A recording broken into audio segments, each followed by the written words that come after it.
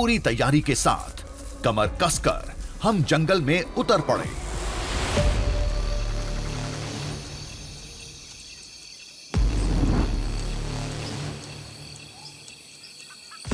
एक ही लक्ष्य था, शिव के उस स्वर्ण संसार की खोज जिसकी सुनहरी चमक लोगों ने देखने का दावा किया था।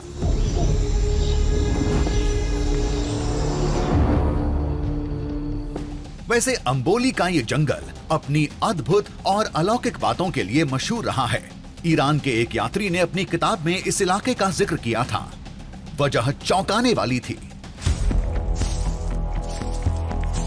बहुत पहले एक ईरानी यात्री यहाँ घूमने आया था और जब वो घूमकर यहाँ से गया, लौट कर गया, तो उसने एक जानवर का जिक्र किया।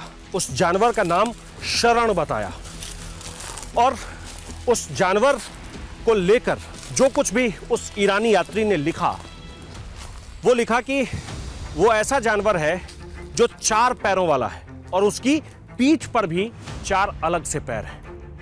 अब वो जानवर इस जंगल में बचे हैं या नहीं बचे हैं ये तो नहीं कह सकता, लेकिन ये कहानी अभी भी यहां लोग खूब सुनते हैं और एक दूसरे को सुनाते भी हैं।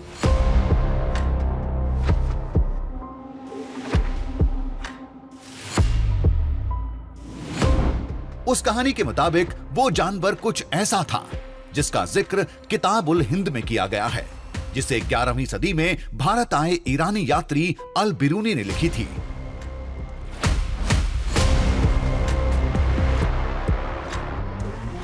यानी ये जंगल पहले भी अजीब घटनाओं का साक्षी रहा है और हमारी तलाश भी बेहद अजीब थी।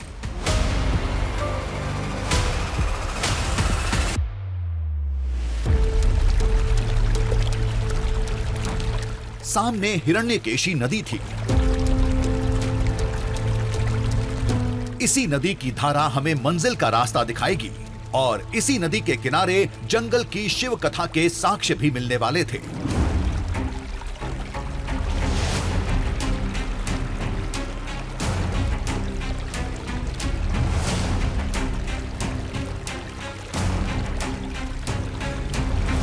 हिरण्यकेशी नदी का एक छोर हमें मिल गया है और अब इसके सहारे ही हम आगे बढ़ते रहेंगे और उस जगह तक पहुंच जाएंगे जहां इस नदी का उद्गम स्थल बताया जाता है, जिस स्थान को भगवान शिव का सबसे लोकप्रिय स्थान बताया जाता है, जिस जगह को माता पार्वती का लोकप्रिय स्थान बताया जाता है, हम वहां पहुंच जाएंगे।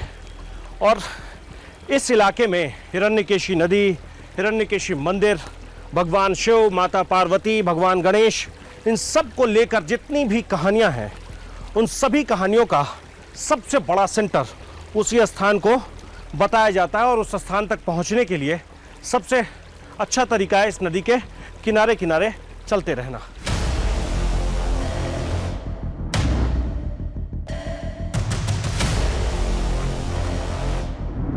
कुछ ही कदम चले थे कि पहले साक्ष्य से सामना हो गया। ये स्थान भगवान गणेश का था।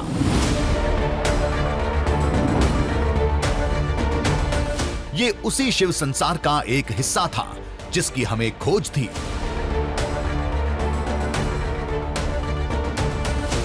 इस जगह की कहानी भी उसी समय की है जब महादेव और पार्वती इस जंगल में रहा करते थे।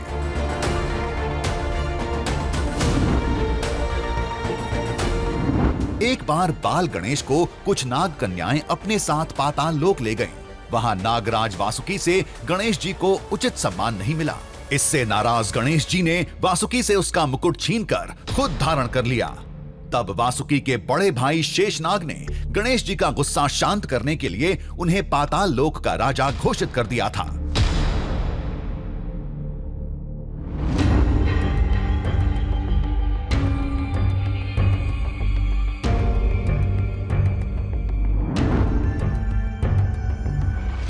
माना जाता है कि भगवान गणेश इसी जगह से पाताल गए थे और इसी जगह से वापस प्रकट हुए थे।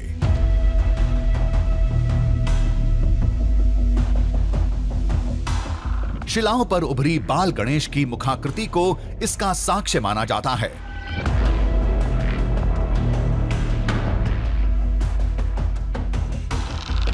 हिरण्यकेशी नदी के ठीक बगल में भगवान गणेश की एक आकृति है।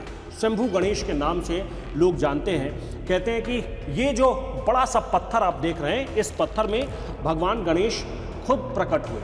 लेकिन वो कैसे प्रकट हुए, किस समय में प्रकट हुए, ये किसी को कुछ भी नहीं पता है। हाँ, लोगों को जब इसके बारे में पता चला तब यहाँ पूजा अर्चना शुरू हुई और भगवान गणेश ऐसे ही यहाँ लाल रंग से रंगे रहते हैं। और ये आज से नहीं है, पता नहीं कितने 100 सालों से यहाँ भगवान गणेश की पूजा अर्चना की जा रही है।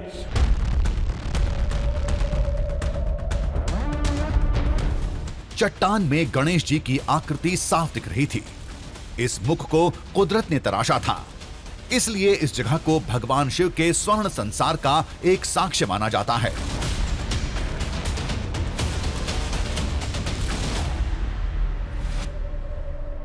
लोग ऐसा मानते हैं कि भगवान गणेश जब यहाँ से पाताल लोक गए होंगे, उसके बाद ही ये आकृति निकलकर अपने आप बनी होगी। भगवान गणेश खुद प्रकट हुए होंगे, ऐसा लोगों के बीच मान्यता है।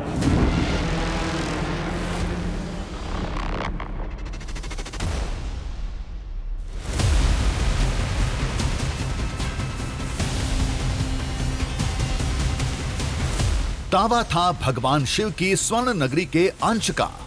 हम जंगल के उस कोने में जा रहे थे जहां उस नगर का साक्ष्य सुनहरी रोशनी फूटती है।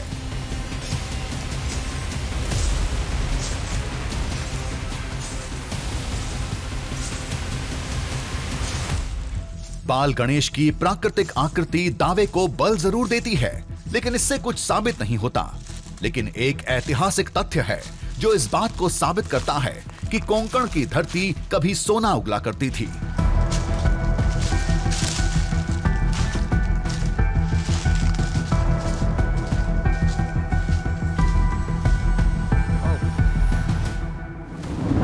यूनानी इतिहासकार हेरोडोटस ने 425 ईसा पूर्व में एक किताब लिखी थी।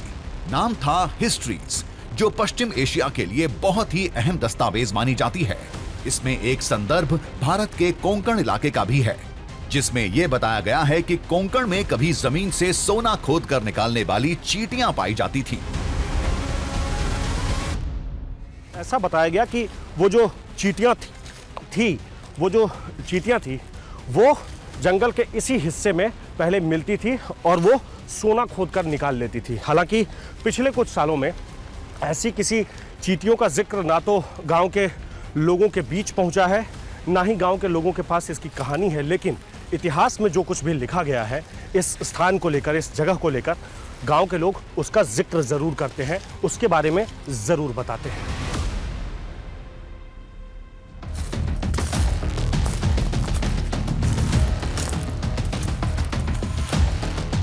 जो दिखता नहीं, कोई उसे जानता नहीं, तो लोग उसे मानते नहीं। लेकिन दावे के मुताबिक जंगल के एक कोने में कभी कभार ही सही, लेकिन एक सुनहरी रोशनी दिखती है और वही रोशनी महादेव की उस पौराणिक स्वर्ण नगरी का साक्ष्य है।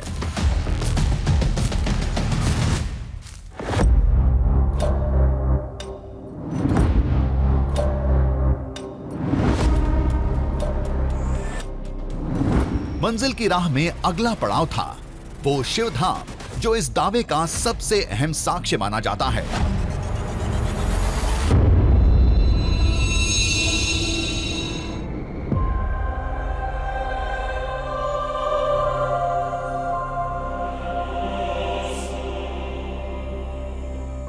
ये हिरण्यकेशी मंदिर था।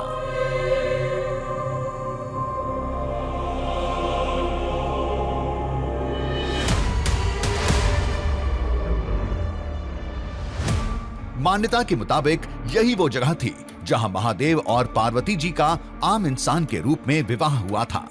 दोनों यहीं पर कुछ दिन रहे थे।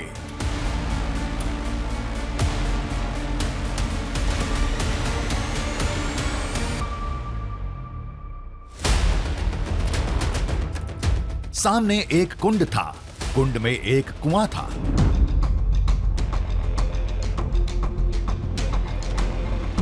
कहते हैं इस कुएं में उस शिव कथा की सबसे बड़ी जिंदा निशानी सालों से तैर रही है।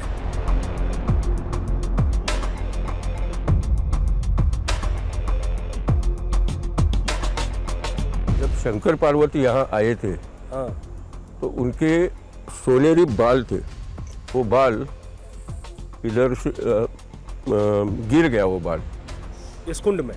कुंड में। हाँ और उसी टाइम पे उसी जमाने में उसको अब हिरण्यकेशी करके नाम गिरा।